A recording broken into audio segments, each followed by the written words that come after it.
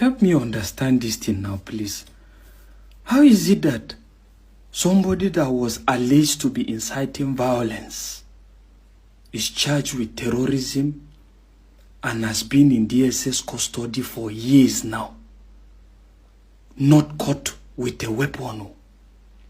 And how is it as well that somebody caught with a weapon, with evidence of unaliving people, is now called to a negotiating table, working freely? And some cleric scholars are even advocating for the negotiation. I don't understand though. And let's look at it again now. How is it that somebody, the people that ravage a community, impose levy on them, that if they don't pay, they will be unalived or they won't see peace, are now classified as bandits, not terrorists? And at the same time, somebody you've not caught with weapons, somebody that has not imposed levy on people, is now spending years in detention, in DSS detention. I don't just know, seriously. The continued detention of Nnamdi Kanu within the DSS premises of the Nigerian government is a money-making scheme for the DSS. You can quote me anywhere, anything. For every court appearance that Nnamdi Kanu comes out for, the DSS makes as much as 500 million naira. Yes. You are hearing that from somebody who has been in that same position where Nnamdi Kanu has been.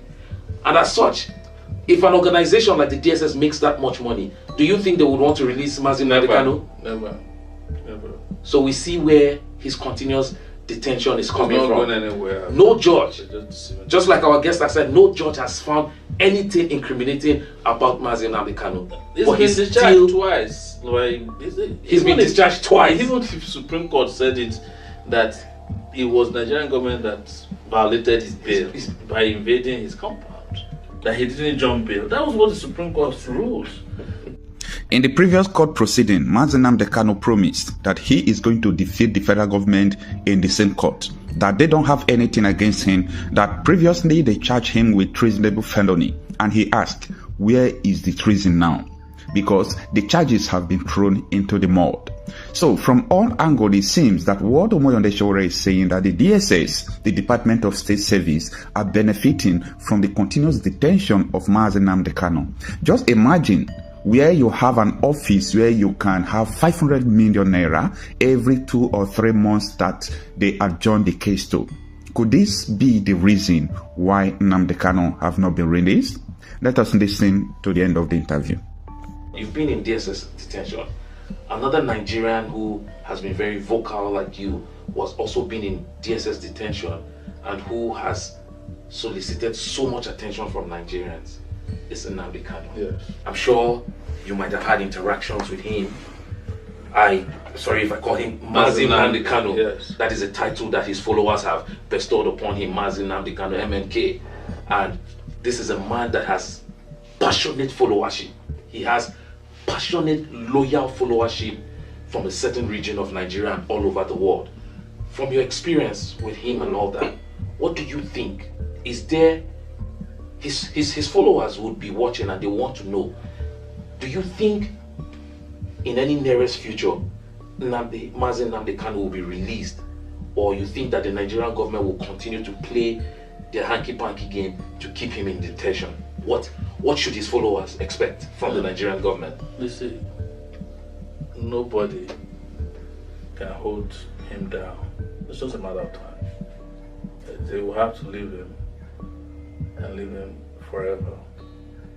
This is what happened to leaders of social movements that are unique in their origin, in their makeup, composure, and character. They will come, the state will go after them, but they'll become stronger as much. The more oppression they get, the stronger they become, the more passionate followers they command. So what Nigerian state is trying to do is to see if they can break him. But unfortunately, he has passed that stage. He can't be broken anymore. Even if he breaks at this point, he His has message created is an already unbreakable message. movement and message. So the best you can do is to find accommodation with him. And you saw what he did in court last time. It shows that he's still very much cognitively aware of his role in history. It's the same thing I told them when before they arrested me in 2019, that there's no judge that has ever tried history and succeeded. You know, we are people of history. And that's what came to pass. One day, they were the ones who went to court and said, "My lord, we want to withdraw the charges against you." But I told them from day one, I told the judge, they were religious. I said, "This is rubbish, madam." Say, read the judgment, read the charges. I said, when they finished reading, I said, "I don't understand." But my lawyer said, I should plead not guilty. The judge was riled. I'm looking at her, she was a very pesky judge like that. I'm looking at her, I said, "Look at this one." What's the judge's name? Let's call it Ijeoma Ojukwu. Ijeoma Ojukwu. Yeah. Eventually, she was transferred out of Abuja. She was, I heard she wasn't happy because she felt she was used. You know. But I don't hold any grudge against her. That is her historical role in what I came to do. You know. And the moment that part is over, she had to move on. They even asked her to continue to be coming for my case. He says she's not doing it. Because maybe when the case first came to her table, she didn't know the gravity of what was coming. That she was standing in the way of a tsunami. And when she realized what it was, she had to just step aside. And that's what happened. So categorically, the judiciary is being held to hold Nnamdi Kanu. Oh, absolutely. There's all those pronouncements you are seeing in the court system it has nothing to do with the judge. See, what it is that they write these things for the judges is what we want you to say today over this Kanu's matter. Because basically, even other justices in the Nigerian system, including the Supreme Court, practically declare that Nnamdi's case doesn't exist. There's no case against him. Even if they try him for 10 years, they cannot present any evidence. But what they will do is that they will never go to evidence. They'll just be adjourning, come today, come tomorrow, you file this, it's okay. Because all they need to do to waste your time in Nigeria, they adjourn 3 times a year. You come, the judges, they go on vacation from December till around February. Then in February, when they call your case, they push it to April, June. In June, they go for vacation for 2 months. So your case will not come back on September. By September, they are in December. That's what they do. So the continued detention of... In my case, for instance, we were in court for 5 years. They presented only 1 witness. In 5 years? In 5 years. The state of Nigeria presented just one DSS guy who said he saw me at Ikeja, that I said there was going to be a protest. That's the only witness. For Nnamdi Kanu, they have not presented any. There's nobody that I'm aware of. And I go to court on his behalf every day, but they will never allow me to enter the court. They're always waiting for me. I still went to court before the last hearing, and I was struggling with the DSS people outside there. I have footage of it. They collected my phone, I collected it back. It was a scuffle. It was a scuffle in front of the court, because I told them, I said, if it's not that Nigeria is useless, how can DSS come in front of the Federal High Court? Some of them don't even have YX certificate. To now be marking the name of lawyers. I told the lawyers, your MBA in Nigeria is useless. How can DSS be telling which lawyer can enter Federal High Court and which lawyer? And I told the DSS guy when they came and were returning my phone to me, I said, why are you wasting your time bringing Kanu to the court here?